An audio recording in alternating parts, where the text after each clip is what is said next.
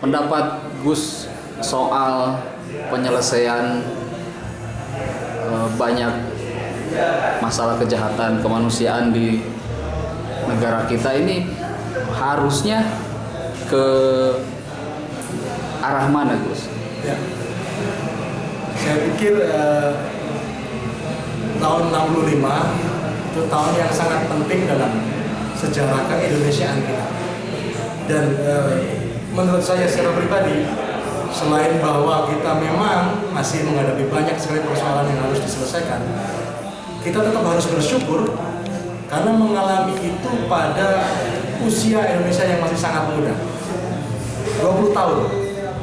Bangsa Indonesia, negara Indonesia baru lahir, baru bertumbuh, dan sudah mengalami peristiwa yang sangat penting di tahun 65 yang mungkin baru akan dialami oleh bangsa-bangsa besar lainnya atau bangsa-bangsa yang tumbuh besar pada akhirnya. Itu di usia-usia yang panjang, 100 atau 200 tahun.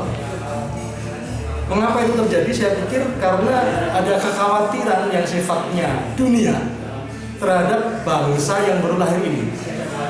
Bangsa Indonesia itu baru lahir persis ketika Soekarno memproklamasikan Indonesia. Saya berani mengatakan bahwa Soekarno adalah manusia Indonesia pertama, karena dialah yang memproklamirkan Indonesia itu sendiri. Nah, sebagai manusia pertama, dia berkedudukan sebagai tidak hanya bapak bagi bangsa ini, tapi juga sebagai materi ajar, materi belajar yang tidak akan pernah selesai kita definisikan, kita pahami. Soekarno ini tempatnya kebenaran dan kesalahan, sehingga tidak bisa semata-mata dibenarkan atau tidak bisa semata-mata disalahkan. Posisi dia adalah pendiri bangsa ini. Nah, kembali pada kurun waktu yang masih sangat singkat, 20 tahun dari usia Indonesia. Indonesia ini dilahirkan oleh sebuah bangsa yang sangat besar. Yang kalau kita meniru dari pidato Soekarno, tanggal 30 September tahun 1960 di depan sidang umum PBB, ketika beliau menawarkan Pancasila sebagai konsep dunia. Beliau mengatakan bahwa Pancasila ini diambil dari saripati budaya bangsa Indonesia yang bernama Bhinneka Tunggal Ika. Yang usia dari bangsa Nusantara itu menurut Soekarno pada saat itu seusia sekitar 2000 tahun atau satu pantaran dengan Masehi. Itu belum kalau kita melihat ke belakang lagi tentang sejarah Nusantara sebagai Pasundan atau Kasundaan. Jauh lagi ke belakang sampai ke Lemurian ya. Artinya bangsa ini bangsa yang sangat besar, dan Indonesia pada saat itu adalah anak dari induk sebuah bangsa yang bernama Nusantara. Nah, dalam peristiwa 65 saya menganggapnya itu sebuah tabrakan besar ya. Tabrakan besar, kecelakaan besar yang saya pikir tidak ada di antara kita yang mengharapkan kecelakaan itu. Tidak ada yang mengharapkan musibah kecuali mereka yang memang mendesain musibah itu. Nah, kalau kita bicara dari sudut pandang korban, maka kita sesungguhnya adalah korban. Bangsa Indonesia adalah korban dari kecelakaan besar itu.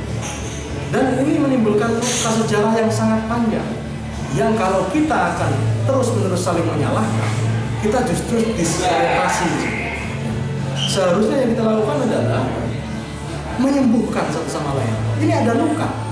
Kita tidak perlu lagi bicara tentang siapa yang benar dan siapa yang salah, di luar tentang bahwa mungkin ada skenario di situ, mungkin ada yang mendesain, tapi kita harus fokus pada penyembuhan korban-korban.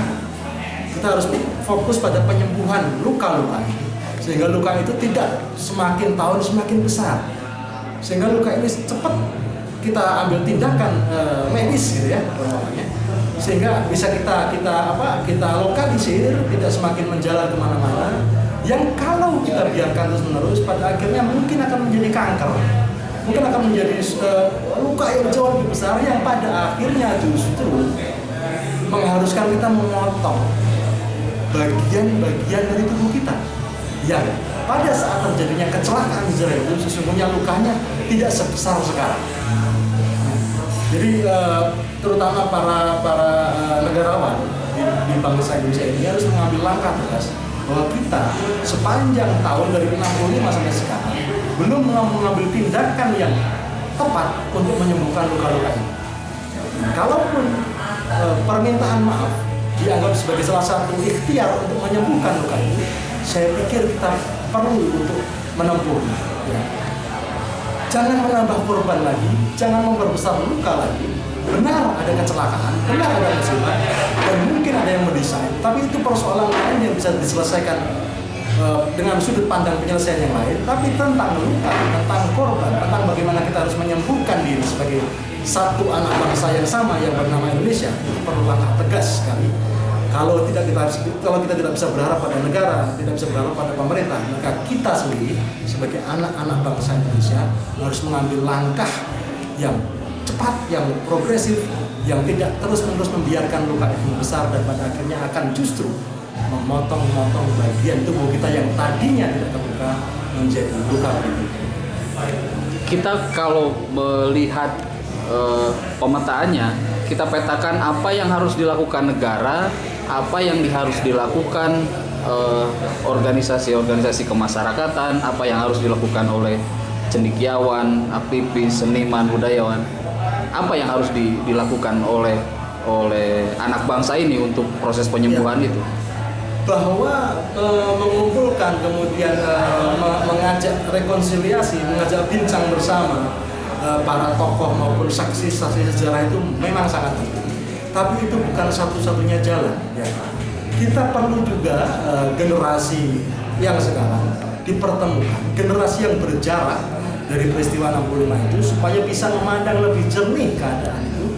Mereka bukan menjadi bagian dari kecelakaan itu.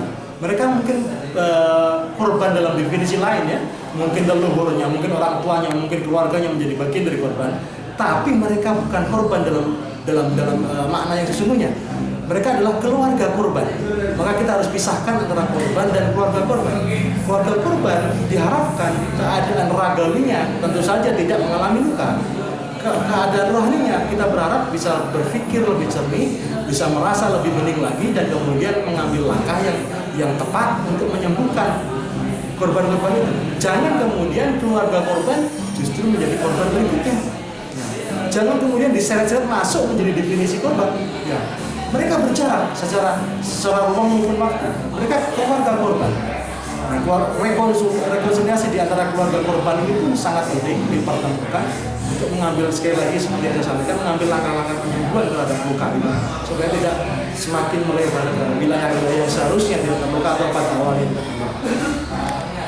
Sekarang posisinya negara sedang mengupayakan proses rekonsiliasi. Satu sisi kita tahu bahwa Komnas HAM sudah berpuluh-puluh tahun melakukan upaya judisial dan memang itu akan sangat panjang sekali. Tapi apa yang dilakukan negara sekarang mendorong upaya rekonsiliasi, apa yang harus dilakukan oleh negara, khususnya pemerintahan Jokowi JK sekarang? Yang terus-menerus terjadi di pemerintahan yang silih berganti adalah membuka luka lama. Kalaupun langkah medisnya adalah membuka luka lama, yang diharapkan adalah memberi udara segar. Ya, jangan memberi udara busuk, jangan memberi udara panas. Luka akan semakin parah.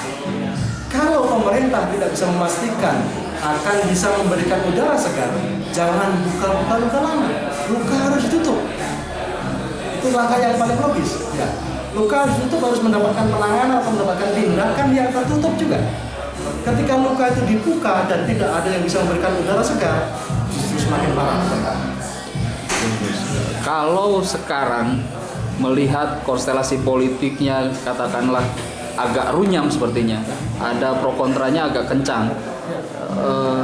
Pendekatan apa yang harus dilakukan oleh cendekiawan, oleh seniman dalam berkesenian mendorong penyembuhan ini berkelanjutan, dan sepertinya memang akan memakan waktu yang cukup lama. Ya.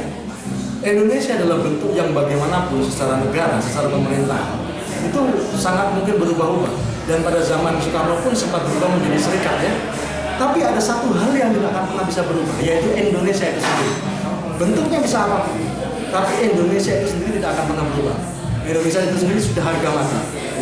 Jadi kalaupun kita tidak bisa lagi menyelamatkan tentang bentuk negara atau pemerintahan, mari kita sama-sama menyelamatkan Indonesia itu sendiri. temukan satu hal yang kira-kira kita sepakati bersama, yang kita tidak berbantah di situ, yaitu Indonesia itu sendiri. Maka di situ kita kemudian bisa bersama. Kalau membicarakan negara mungkin masih terlalu naif ya.